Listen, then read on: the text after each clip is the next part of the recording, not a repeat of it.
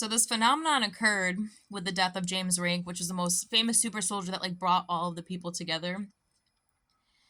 A phenomenon happened after his death. It was like we were all coming together over remembrance in him, and then for a moment the chat had really like kind of not had like I don't know, it was like there was some like power vacuum open, and then a lot of us were speaking out about how this is a terrible program, and like people who keep contracting into it are like obsessed with war.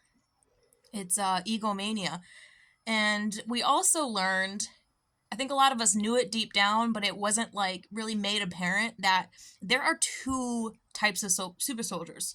And just like in the end, it's all going to be like, it's God or Satan. It's like, who do you serve? So I came up with this term, metaverse super soldiers, because the ones that had, they're living in this like virtual reality outside of reality. They're on Mars, they're doing 20 and backs, yada, yada, yada. They are what I call metaverse super soldiers. So these are people that are so multi-generationally deep in the program. And then on the other side, there are people that would have somewhat similar experiences, but all of our work was done in real life. Like all of our stories like happened like in real life, like in real time on Earth. So it was like, okay, similar but different, but they eat up the narrative. They're like, we're the super soldiers. And like all the while you're just kind of like, yeah, but why are you super predatory towards the people like us that do work on the outside, that like in real time? I don't know why it took so long to figure this out.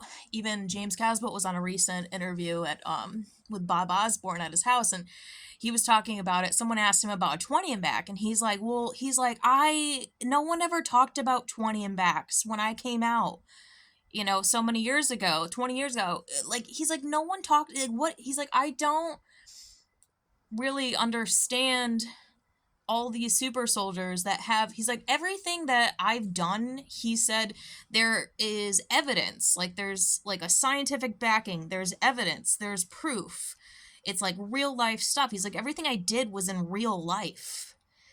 And I think that's the difference between the earthly super soldiers, which I would say are the real ones, and then the metaverse super soldiers. The metaverse is real. I've seen it, I've been in it, it's insane.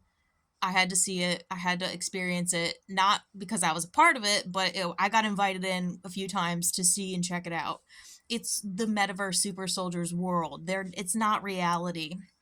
I don't claim to know what space is, and I don't think anyone else can claim to know what space is, if you ask me, because it's too weird.